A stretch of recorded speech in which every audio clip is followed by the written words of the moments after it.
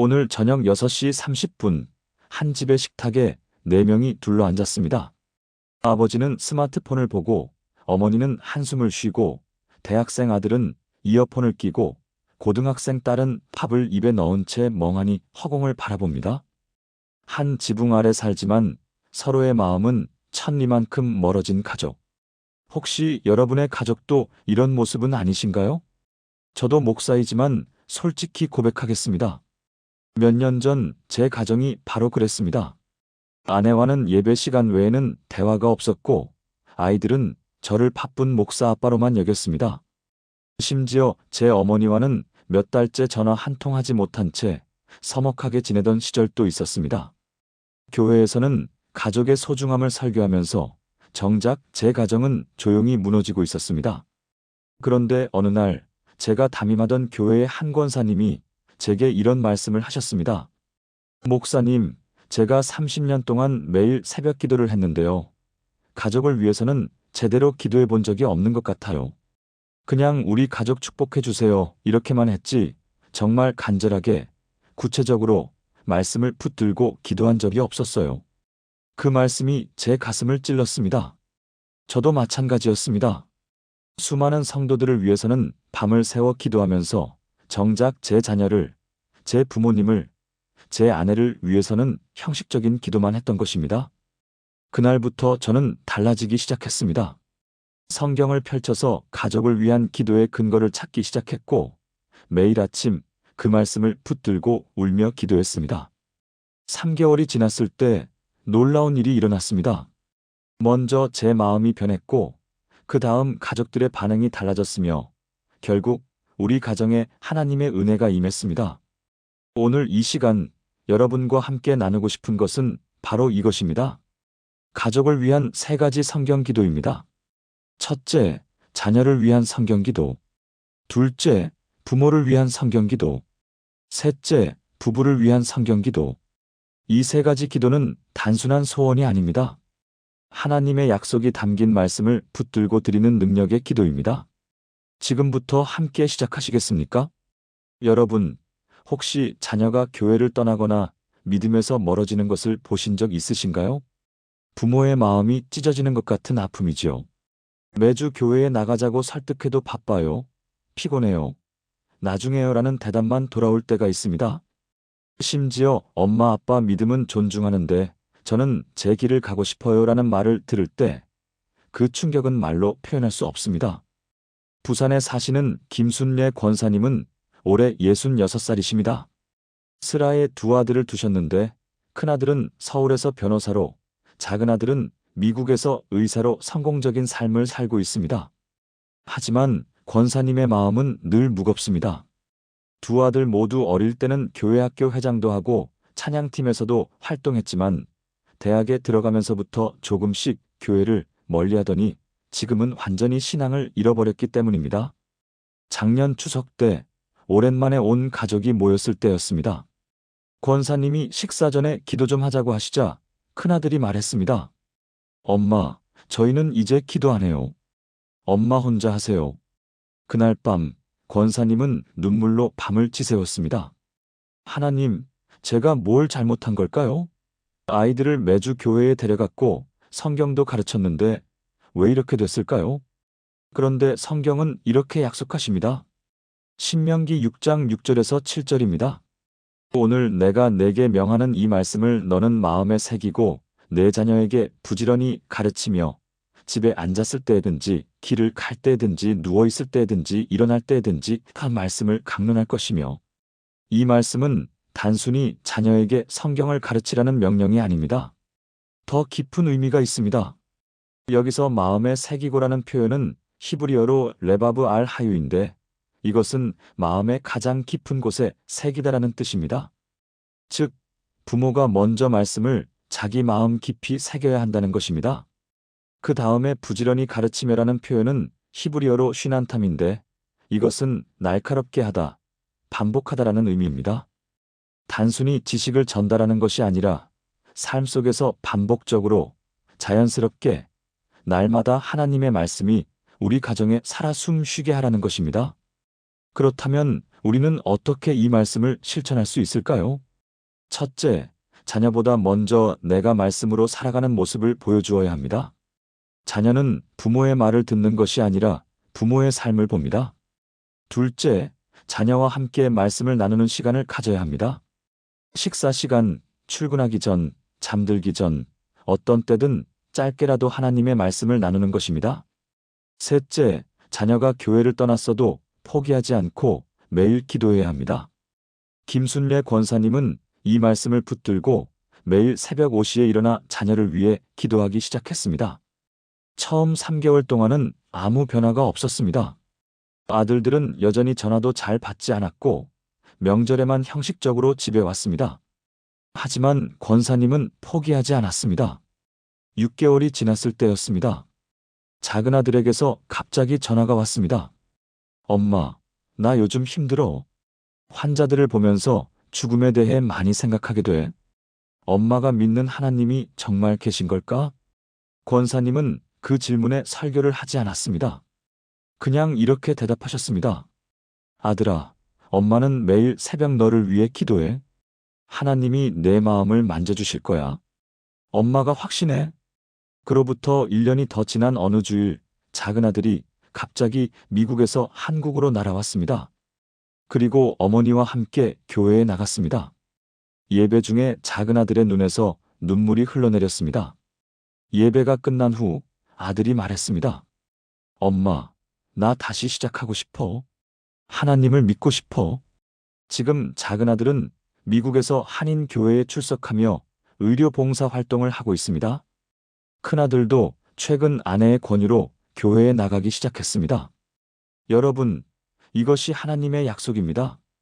자녀가 지금 멀리 있어도 믿음을 잃어버린 것처럼 보여도 포기하지 마십시오. 신명기 6장의 이 약속을 붙들고 매일 기도하십시오. 사랑하는 여러분, 지금 저와 함께 이렇게 기도해 보시겠습니까? 하나님 아버지, 제 자녀를 주님께 맡겨드립니다. 오늘 신명기 6장 6절과 7절의 약속을 붙들고 기도합니다. 먼저 제 마음에 주님의 말씀을 깊이 새겨주시고 제 삶이 자녀에게 살아있는 간증이 되게 하소서. 자녀가 지금 주님을 멀리하고 있을지라도 주님께서 그 마음을 돌이켜 주실 것을 믿습니다. 매일 아침 제 자녀를 위해 기도하는 이 시간, 하늘의 천사들이 함께 하시고 주님의 손길이 자녀의 마음을 만져주실 것을 확신합니다. 예수님의 이름으로 기도합니다. 아멘. 이 기도를 매일 아침 드려보세요. 하나님은 반드시 응답하실 것입니다. 자녀를 키우는 부모라면 누구나 이런 고민을 하십니다. 우리 아이가 잘 되려면 어떻게 해야 할까? 좋은 학교에 보내야 할까요? 좋은 직장에 취직시켜야 할까요? 경제적으로 안정되게 해야 할까요? 물론 이런 것들도 중요합니다. 하지만 성경은 더 본질적인 것을 말씀하십니다. 잠언 22장 6절입니다. 마땅히 행할 길을 아이에게 가르치라. 그리하면 늙어도 그것을 떠나지 아니하리라. 이 구절을 많은 분들이 알고 계십니다. 하지만 원문의 의미는 우리가 생각하는 것보다 훨씬 깊습니다. 마땅히 행할 길이라는 표현은 히브리어로 알피 다르코인데 직역하면 그의 길에 따라서라는 뜻입니다. 즉, 부모가 원하는 길이 아니라 그 아이에게 하나님이 주신 고유한 길, 그 아이의 은사와 재능에 맞는 길을 찾아서 가르치라는 것입니다. 이것은 정말 중요한 원리입니다. 많은 부모들이 자녀를 자기 뜻대로 키우려고 합니다. 너는 의사가 되어야 해. 너는 안정적인 공무원이 되어야 해. 너는 우리 가게를 이어받아야 해. 하지만 하나님은 각 아이에게 독특한 계획과 소명을 주셨습니다. 부모의 역할은 그 소명을 발견하도록 돕고 그 길로 가도록 격려하는 것입니다. 대전에 사시는 박영호 집사님의 이야기입니다. 집사님은 중학교 수학교사로 30년을 일하신 분입니다. 당연히 외아들도 교사가 되기를 원하셨습니다. 하지만 아들은 고등학교 때부터 미술에 빠져 있었습니다. 그림 그리는 것을 좋아했고 디자인 학원에 다니고 싶어 했습니다. 집사님은 반대하셨습니다. 미술로 뭘 먹고 살래? 교사가 되면 안정적이고 방학도 있잖아. 내가 좋아하는 그림은 취미로 그려. 아들은 결국 아버지의 뜻을 따라 사범대학 수학교육과에 입학했습니다. 하지만 대학 4년 내내 불행해 보였습니다. 성적도 좋지 않았고 늘 무기력해 보였습니다. 졸업 후 교사 임용고시를 준비했지만 3년 연속 떨어졌습니다. 그때 집사님은 심각하게 고민하기 시작했습니다. 내가 아들을 위한다고 했는데 정말 아들을 위한 것이었을까? 어느 날 새벽 기도 시간에 잠언 22장 6절 말씀이 가슴에 꽂혔습니다. 마땅히 행할 길을 아이에게 가르치라. 집사님은 깨달았습니다. 자기가 아들에게 가르친 것은 아들의 길이 아니라 자기가 원하는 길이었다는 것을요. 그날 집사님은 아들을 불러서 이렇게 말했습니다. 아들아, 미안하다. 아빠가 너를 아빠의 꿈에 가두려고 했구나. 이제 내가 정말 하고 싶은 일을 해라. 아빠가 응원할게. 29살의 아들은 그날 처음으로 아버지 앞에서 울었습니다. 그리고 말했습니다. 아빠, 저 디자인 다시 공부하고 싶어요. 늦지 않았을까요? 집사님은 대답했습니다. 하나님의 때는 결코 늦지 않단다. 아들은 디자인 학원에 등록했고 1년 후 한 광고 회사에 취직했습니다. 처음에는 막내 사원으로 시작했지만 타고난 재능을 발휘하기 시작했습니다. 3년 후 그 회사의 크리에이티브 디렉터가 되었습니다. 5년 후에는 자기 디자인 스튜디오를 차렸습니다. 지금은 여러 대기업과 함께 일하는 성공한 디자이너가 되었습니다. 더 놀라운 것은 그가 자기 재능을 교회를 위해서도 사용하고 있다는 것입니다. 무료로 교회 홍보물을 디자인해주고 청년부 예배를 위한 영상을 제작해주고 선교지 어린이들을 위한 성경 그림책을 만들고 있습니다. 집사님은 지금 이렇게 간증하십니다. 제가 아들을 제 뜻대로 키우려고 했을 때는 아들도 불행하고 저도 괴로웠습니다. 하지만 하나님의 뜻을 구하고 아들의 길을 인정했을 때 하나님이 모든 것을 형통하게 하셨습니다. 여러분, 자녀의 미래를 위해 기도하실 때 이렇게 기도하십시오. 하나님, 우리 아이에게 주신 당신의 계획을 보여주소서. 그 길로 가도록 인도하소서.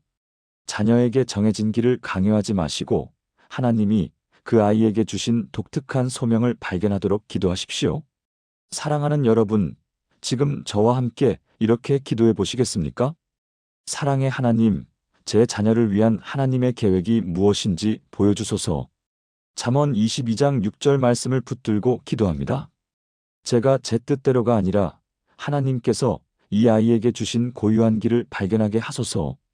자녀의 은사와 재능과 소명을 알아보는 지혜를 주시고 그 길로 가도록 격려하고 지원하는 부모가 되게 하소서. 세상의 기준이 아니라 하나님의 기준으로 자녀를 양육하게 하시며 이 아이가 하나님의 영광을 위해 쓰임받는 인생을 살게 하소서. 예수님의 이름으로 기도합니다. 아멘.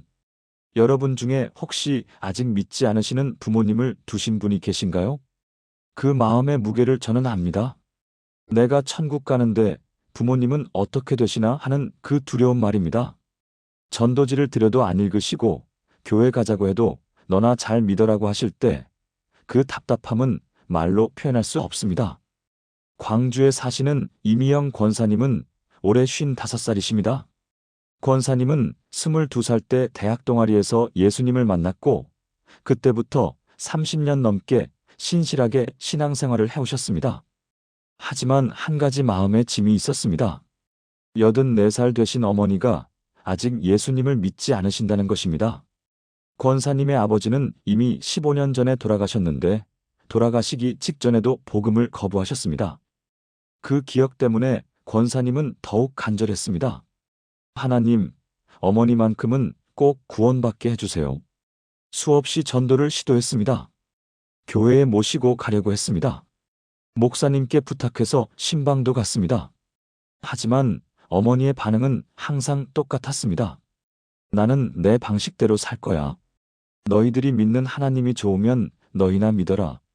그러던 어느 날 권사님은 사도행전 16장 31절 말씀을 묵상하게 되었습니다. 주 예수를 믿으라. 그리하면 너와 내 집이 구원을 받으리라. 이 말씀을 읽는 순간 깨달음이 왔습니다. 내가 그동안 어머니를 설득하려고만 했지 정작 하나님께 맡기는 기도는 제대로 하지 않았구나. 이 말씀은 빌립보 감옥의 간수에게 하신 말씀입니다. 지진이 일어나서 감옥 문이 열렸을 때 간수는 죄수들이 도망갔다고 생각하고 자살하려고 했습니다. 그때 바울과 실라가 그를 막으며 외쳤습니다. 주 예수를 믿으라. 그리하면 너와 내 집이 구원을 받으리라. 여기서 중요한 것은 내 집이라는 표현입니다. 헬라어 원문에서 오이코스수라고 하는데 이것은 단순히 가족이라는 의미가 아니라 내 가정에 속한 모든 사람이라는 뜻입니다. 즉, 한 사람이 주 예수를 믿으면 그 믿음이 온 가정으로 확장된다는 하나님의 약속입니다. 권사님은 이 말씀을 붙들고 전략을 바꾸었습니다. 더 이상 어머니를 설득하려고 하지 않았습니다. 대신 매일 새벽 이 말씀을 고백하며 기도했습니다. 하나님, 사도행전 16장 31절 말씀을 붙들고 기도합니다. 제가 주 예수를 믿었으니 우리 집이 구원받을 것을 믿습니다. 특별히 어머니의 마음 문을 여어주소서. 동시에 권사님은 어머니를 대하는 태도를 바꾸었습니다. 예수 믿으라는 말 대신 더 자주 전화하고 더 자주 찾아뵙고 더 정성껏 섬겼습니다. 말로 전도하는 대신 삶으로 간증하기 시작한 것입니다. 6개월이 지났습니다. 어머니가 어느 날 이렇게 말씀하셨습니다. 내가 요즘 참 많이 변했구나. 예전에는 교회 가라는 말만 하더니 요즘은 그런 말 안 하고 그냥 나를 잘해주네. 권사님은 대답했습니다. 어머니, 예수님이 저를 사랑하셔서 제가 어머니를 더 사랑하게 됐어요. 1년이 지났습니다. 어머니가 갑자기 병원에 입원하셨습니다. 큰 병은 아니었지만 일주일 정도 입원 치료를 받아야 했습니다. 권사님은 매일 병원에서 간호하며 어머니 곁을 지켰습니다. 어느 날 밤 어머니가 조용히 말씀하셨습니다. 미영아, 내가 죽으면 어떻게 되는 걸까? 권사님은 그 순간을 놓치지 않았습니다. 하지만 길게 설교하지 않았습니다. 그냥 조용히 대답했습니다. 어머니, 예수님을 믿으시면 천국에 가세요. 그곳에서 아버지도 만나시고 저희도 나중에 만나요. 어머니는 한참 동안 침묵하시다가 물으셨습니다. 그게 정말이냐? 내가 확신하느냐? 권사님은 눈물을 흘리며 대답했습니다. 네, 어머니.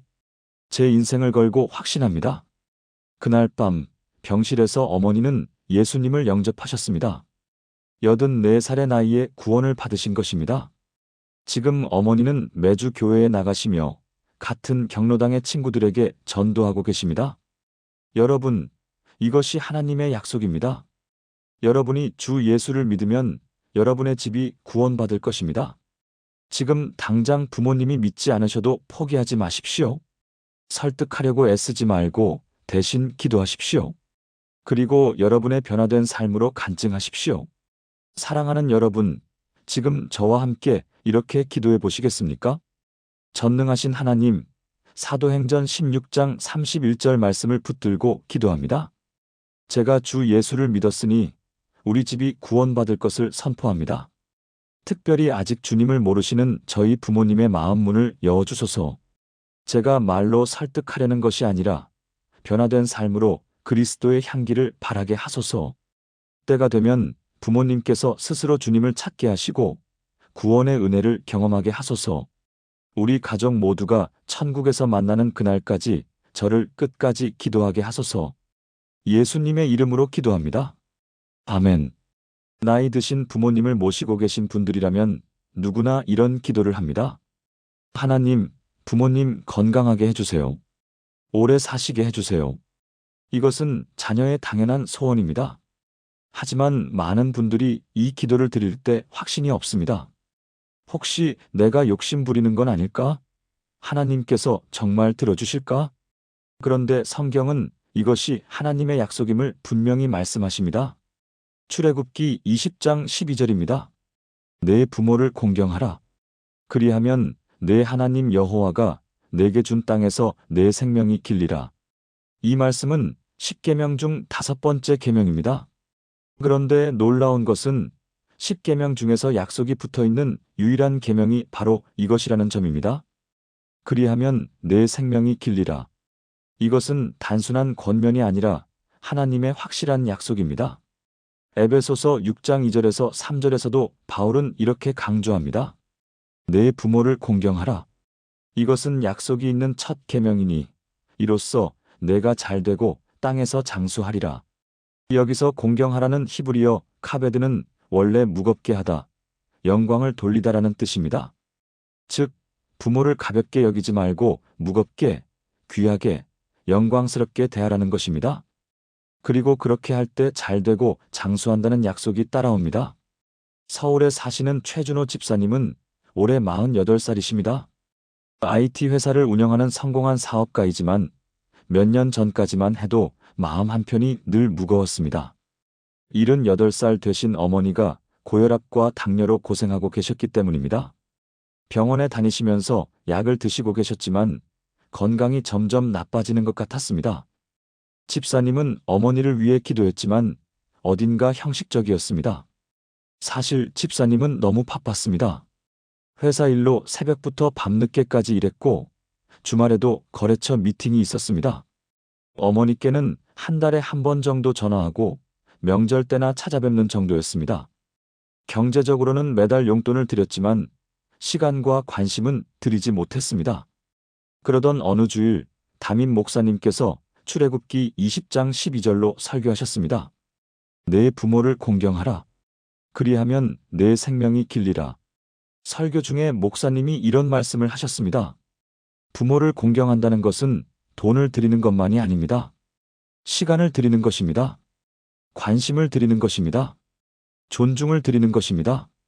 그 말씀이 집사님의 가슴을 찔렀습니다.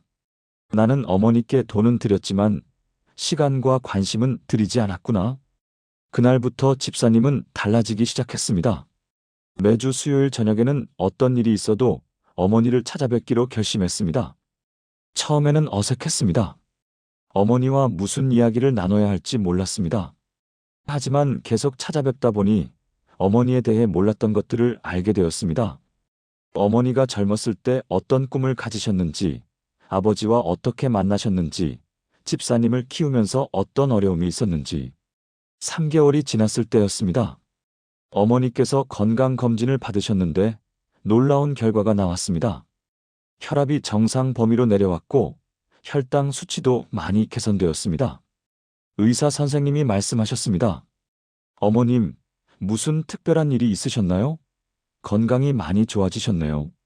어머니는 웃으시며 대답하셨습니다. 우리 아들이 요즘 자주 찾아와요.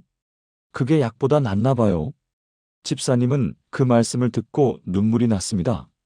하나님의 약속이 정말 이루어지고 있다는 것을 깨달았습니다. 지금 집사님은 매주 수요일마다 어머니를 찾아뵙는 것을 삶의 가장 중요한 일정으로 여기고 계십니다. 회사 일이 아무리 바빠도 그 시간만큼은 어머니께 드립니다. 그리고 어머니는 지금 80이 넘으셨지만 건강하게 혼자 생활하고 계시며 교회 봉사도 열심히 하고 계십니다. 여러분, 부모님의 건강과 장수를 위해 기도하실 때 단순히 말로만 기도하지 마십시오. 출애굽기 20장 12절의 약속을 붙들고 실제로 부모를 공경하는 삶을 사십시오. 시간을 내십시오. 관심을 가지십시오. 존중하십시오. 그럴 때 하나님은 부모님의 생명을 길게 하실 것입니다. 사랑하는 여러분, 지금 저와 함께 이렇게 기도해 보시겠습니까? 사랑의 하나님, 출애굽기 20장 12절 말씀을 붙들고 기도합니다. 제 부모님을 진심으로 공경하는 자녀가 되게 하소서. 돈만 드리는 것이 아니라 시간과 관심과 존중을 드리게 하소서. 부모님과 함께 할 수 있는 이 시간이 얼마나 귀한지 깨닫게 하시고 후회 없이 효도하게 하소서. 부모님의 건강을 지켜주시고 이 땅에서 장수하게 하시며 편안하고 행복한 노년을 보내시게 하소서. 주님의 약속을 믿고 의지합니다.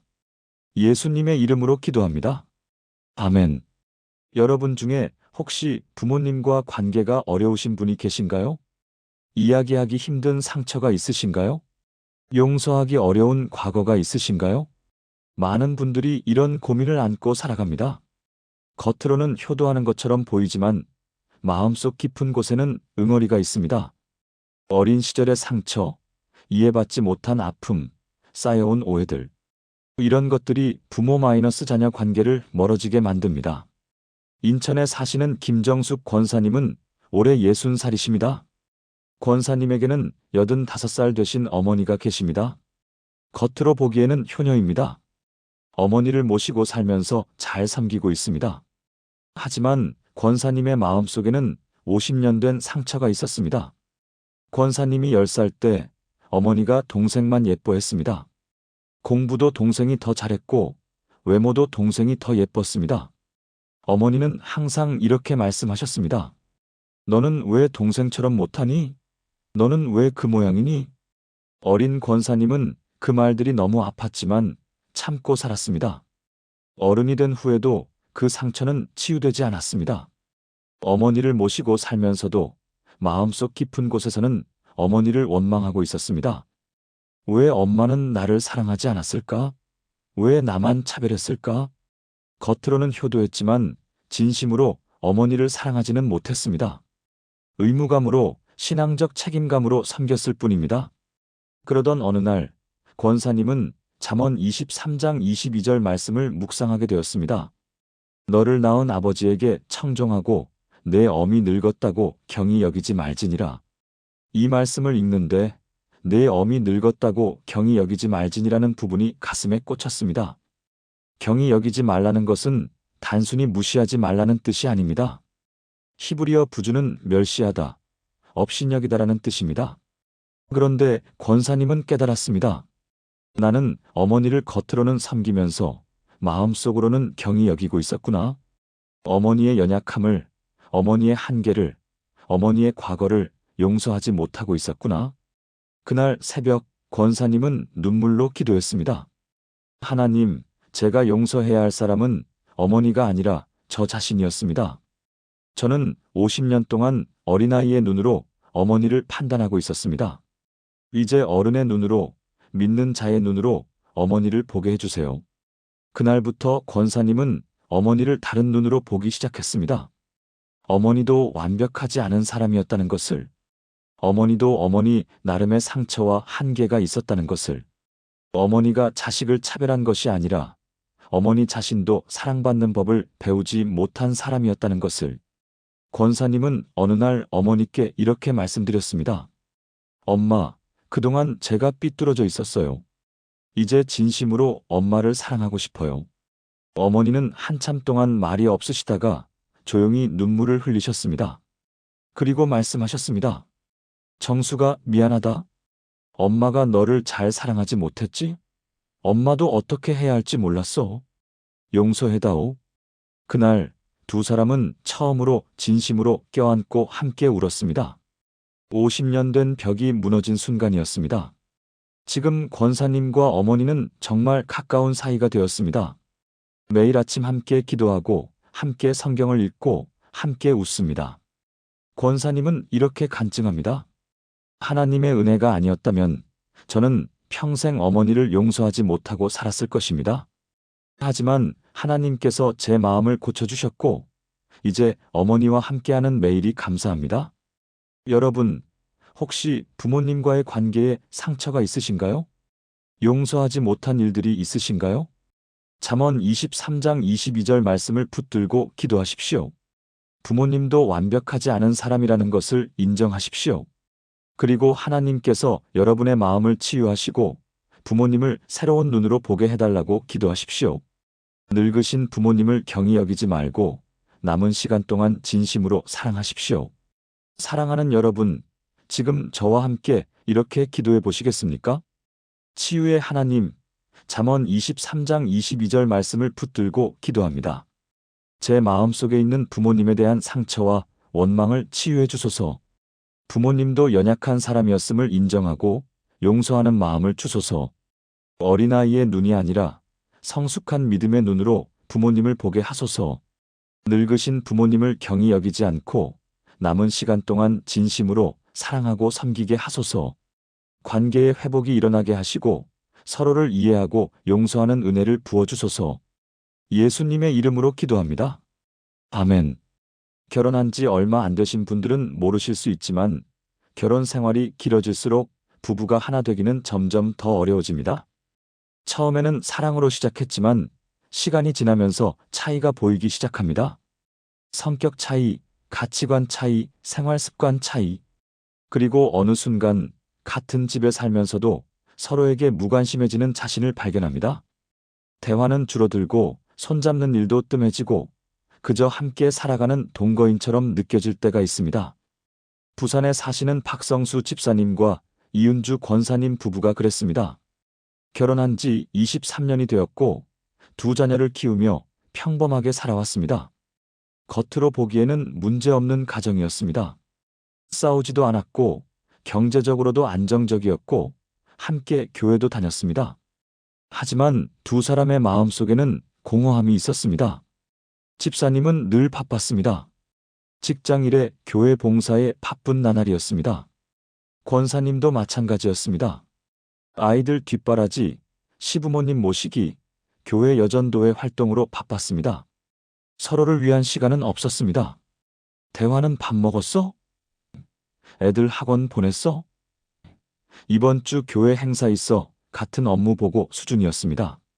손을 잡아본 지도, 깊은 대화를 나눈 지도 몇 년이 지났습니다. 그러던 어느 날 부부가 함께 참석한 부부 세미나에서 강사님이 창세기 2장 24절 말씀을 나누었습니다. 이러므로 남자가 부모를 떠나 그의 아내와 합하여 둘이 한 몸을 이룰지로다. 강사님은 이렇게 설명하셨습니다. 한 몸을 이룬다는 것은 단순히 결혼식을 올리는 것이 아닙니다. 평생에 걸쳐서 계속해서 하나가 되어가는 과정입니다. 히브리어 원문에는 바사르 에하드라고 되어 있는데 이것은 한 몸, 한 존재가 된다는 뜻입니다. 몸만이 아니라 마음도, 영혼도, 삶의 방향도 하나가 되는 것입니다. 그 말씀을 들으며 박 집사님과 이 권사님은 깨달았습니다. 우리는 결혼은 했지만 한 몸을 이루지 못했구나. 그냥 나란히 살아가는 두 개의 삶이었구나. 세미나가 끝나고 돌아오는 차 안에서 박 집사님이 먼저 말을 꺼냈습니다. 여보, 우리 언제부터 이렇게 됐을까? 우리 다시 시작해보면 안 될까? 이 권사님도 눈물을 흘리며 대답했습니다. 저도 그렇게 생각했어요. 우리 다시 한번 노력해봐요. 그날부터 두 사람은 달라지기 시작했습니다. 먼저 매일 저녁 30분씩 둘만의 시간을 갖기로 했습니다. 아이들이 잠든 후 커피 한 잔씩 들고 거실에 앉아서 그날 있었던 일을 나누었습니다. 처음에는 어색했습니다. 무슨 이야기를 해야 할지 몰랐습니다. 하지만 계속하다 보니 서로에 대해 몰랐던 것들을 알게 되었습니다. 남편이 직장에서 받는 스트레스, 아내가 시부모님 앞에서 느끼는 부담감, 서로가 외로웠던 순간들. 둘째, 매주 금요일 저녁은 데이트하는 날로 정했습니다. 거창한 것이 아니었습니다. 그냥 둘이 손잡고 동네 산책을 하거나 카페에 앉아서 이야기를 나누는 것이었습니다. 셋째, 매일 아침 함께 기도하기 시작했습니다. 서로를 위해, 가정을 위해 두 사람이 한 몸을 이루어가도록 기도했습니다. 6개월이 지났을 때 놀라운 변화가 일어났습니다. 두 사람의 얼굴이 밝아졌습니다. 집안 분위기가 달라졌습니다. 아이들도 엄마 아빠가 요즘 좋아 보여요라고 말했습니다. 1년이 지난 지금 박 집사님과 이 권사님은 주변 사람들에게 이렇게 간증합니다. 우리는 23년 동안 결혼 생활을 했지만 진짜 한 몸이 되어가기 시작한 것은 1년 전부터입니다. 창세기 2장 24절 말씀이 우리 부부를 회복시켰습니다. 여러분, 결혼 생활이 형식적이 되셨나요? 서로에게 무관심해지셨나요? 그저 함께 사는 것만으로 만족하고 계신가요? 창세기 2장 24절 말씀을 붙들고 기도하십시오. 그리고 실제로 한 몸을 이루어가는 노력을 하십시오. 시간을 내십시오. 대화하십시오. 손을 잡으십시오. 함께 기도하십시오. 그럴 때 하나님은 여러분의 결혼을 회복시키실 것입니다. 사랑하는 여러분, 지금 저와 함께 이렇게 기도해 보시겠습니까? 사랑의 하나님, 창세기 2장 24절 말씀을 붙들고 기도합니다. 저희 부부가 진정으로 한 몸을 이루게 하소서. 형식적인 결혼 생활이 아니라 날마다 더 깊이 하나 되어가는 부부가 되게 하소서. 서로를 위한 시간을 내게 하시고 깊이 대화하게 하시며 진심으로 사랑하게 하소서. 바쁜 일상 속에서도 서로를 우선순위에 두게 하시고 함께 기도하며 하나님 중심의 가정을 이루게 하소서. 예수님의 이름으로 기도합니다. 아멘. 결혼 생활이 길어지면 사랑만으로는 살 수 없다는 것을 깨닫게 됩니다. 용서가 필요합니다. 서로에게 상처를 주고받으면서 그 상처를 치유하고 용서하지 않으면 결혼 생활을 유지할 수 없습니다. 하지만 용서가 쉽지 않습니다. 작은 것은 넘어갈 수 있지만 큰 상처는 쉽게 잊혀지지 않습니다. 배신감, 실망, 분노, 이런 감정들이 쌓이면 결국 마음의 문을 닫게 됩니다. 대구에 사시는 한민수 집사님과 정밀한 권사님 부부의 이야기입니다. 결혼한 지 18년째 되던 해, 두 사람의 결혼 생활은 위기에 처했습니다. 한 집사님이 사업 실패로 큰 빚을 지게 되었는데 그 과정에서 정 권사님과 상의 없이 집을 담보로 대출을 받았던 것입니다. 정 권사님은 그 사실을 나중에 알게 되었고 엄청난 배신감을 느꼈습니다. 어떻게 이런 중요한 일을 나한테 말도 안 하고 할 수 있어요? 우리 집이 날아갈 뻔했잖아요. 한 집사님은 사과했지만 정 권사님의 마음은 쉽게 풀리지 않았습니다. 그날 이후로 두 사람은 같은 집에 살면서도 거의 대화를 하지 않았습니다. 식사 때도 각자 먹고 잠도 따로 잤습니다. 아이들이 있어서 겉으로는 부부 관계를 유지했지만 실제로는 이미 깨진 관계였습니다. 6개월이 지났을 때 정 권사님은 더 이상 참을 수 없었습니다. 교회 담임 목사님을 찾아가서 상담을 요청했습니다. 목사님, 저 이혼하려고요. 더 이상 못 살겠어요. 목사님은 정 권사님의 이야기를 다 들으신 후 조용히 성경을 펼치셨습니다. 고린도전서 13장 4절에서 7절까지입니다. 사랑은 오래 참고 사랑은 온유하며 시기하지 아니하며 사랑은 자랑하지 아니하며 교만하지 아니하며 무례히 행하지 아니하며 자기의 유익을 구하지 아니하며 성내지 아니하며 악한 것을 생각하지 아니하며 불의를 기뻐하지 아니하며 진리와 함께 기뻐하고 모든 것을 참으며 모든 것을 믿으며 모든 것을 바라며 모든 것을 견디느니라. 목사님이 말씀하셨습니다. 권사님, 이 말씀 중에서 어떤 구절이 가장 어렵습니까? 정 권사님은 대답했습니다. 모든 것을 참으며 모든 것을 견디느니라. 이 부분이요? 어떻게 이걸 다 참아요? 목사님이 설명하셨습니다. 여기서 참다는 헬라어로 스테고인데 이것은 단순히 억지로 견디는 것이 아닙니다. 지붕처럼 덮어주다, 보호하다라는 뜻입니다. 즉, 상대방의 약점과 실수를 폭로하지 않고 덮어주는 것입니다. 그리고 견디다는 헬라어로 휘포메노인데 이것은 아래에 머물다라는 뜻입니다. 상대방이 회복될 때까지 함께 아래에서 지탱해주는 것입니다. 그 설명을 들으며 정 권사님은 깨달았습니다. 내가 남편의 실수를 덮어주지 않고 계속 들춰내고 있었구나. 남편이 회복될 때까지 함께하지 않고 정죄하고 있었구나. 그날 밤 정 권사님은 집에 돌아와서 한 집사님에게 말했습니다. 여보, 미안해요. 당신도 힘들었을 텐데 내가 더 힘들게 했네요. 다시 시작해봐요. 한 집사님은 눈물을 흘리며 아내를 껴안았습니다. 미안해. 정말 미안해. 다시는 그런 일 없을 거야. 내가 잘할게. 그날부터 두 사람은 진짜 회복되기 시작했습니다. 쉽지 않았습니다. 여전히 상처가 아물지 않은 부분이 있었고 때때로 과거의 일이 생각나서 화가 날 때도 있었습니다. 하지만 정 권사님은 그때마다 고린도전서 13장 말씀을 읽으며 기도했습니다. 하나님, 제가 남편을 용서하게 해주세요. 사랑하게 해주세요. 2년이 지난 지금 두 부부는 완전히 회복되었습니다. 한 집사님은 새로운 사업을 시작해서 안정을 되찾았고 빚도 거의 다 갚았습니다. 더 중요한 것은 두 사람의 관계가 전보다 더 깊어졌다는 것입니다. 정 권사님은 이렇게 간증합니다. 그 위기가 없었다면 우리 부부는 평생 겉으로만 사는 부부로 살았을 거예요. 하지만 그 어려움을 함께 극복하면서 진짜 하나가 되었어요. 고린도전서 13장이 우리를 살렸어요. 여러분, 혹시 배우자에게 용서하지 못한 상처가 있으신가요? 마음의 문을 닫고 계신가요? 이혼을 생각하고 계신가요? 고린도전서 13장 4절에서 7절 말씀을 붙들고 기도하십시오. 사랑은 감정이 아니라 결단입니다. 상대방이 바뀌기를 기다리지 말고 내가 먼저 사랑하기로 결단하십시오. 참고, 믿고, 바라고, 견디는 사랑 말입니다. 그럴 때 하나님은 여러분의 결혼을 회복시키실 것입니다. 사랑하는 여러분, 지금 저와 함께 이렇게 기도해 보시겠습니까? 사랑과 용서의 하나님, 고린도전서 13장 4절에서 7절 말씀을 붙들고 기도합니다. 제게 배우자를 사랑하는 능력을 주소서. 감정이 아니라 의지로, 결단으로 사랑하게 하소서. 배우자의 약점과 실수를 덮어주고 회복될 때까지 함께하는 사랑을 주소서. 용서하지 못한 상처가 있다면 치유해 주시고 닫힌 마음의 문을 열어주소서.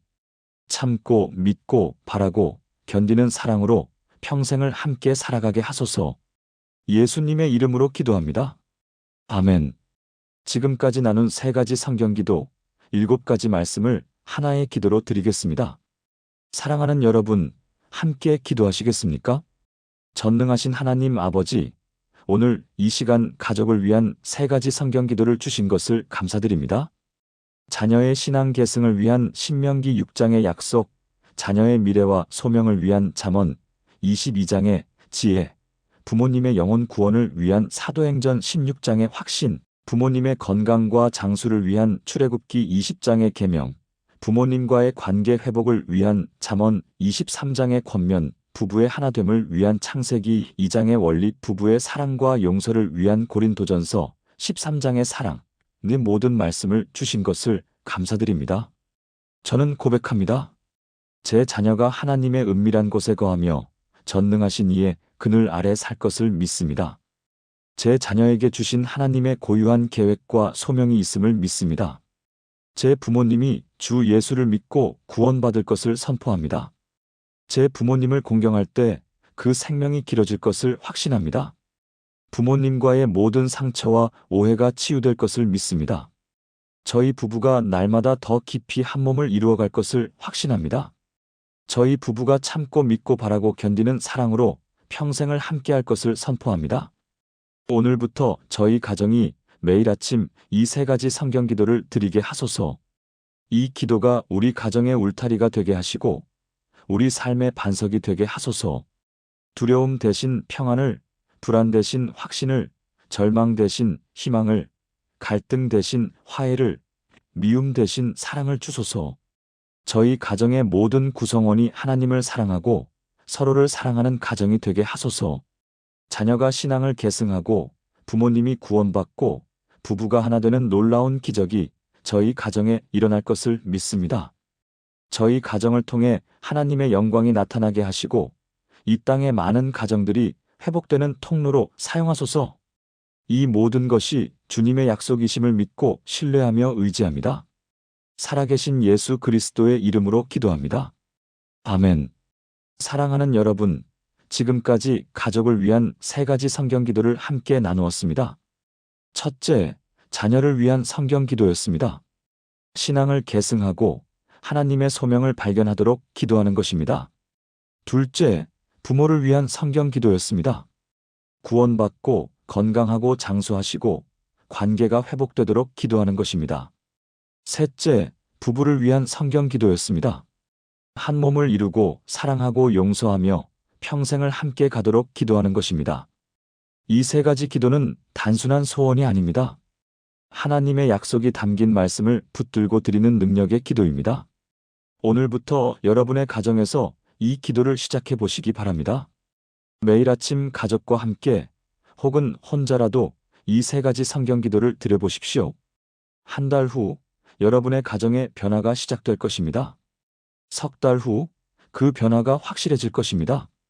1년 후 여러분은 이렇게 간증하게 될 것입니다. 하나님의 말씀이 우리 가정을 회복시켰습니다.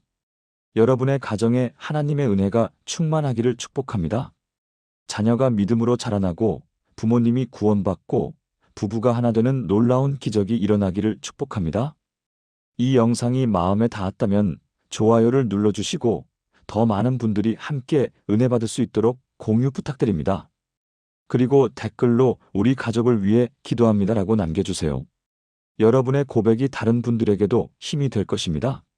하나님의 사랑과 은혜가 여러분의 가정에 충만하기를 기도합니다. 다음 영상에서 또 만나 뵙겠습니다. 샬롬.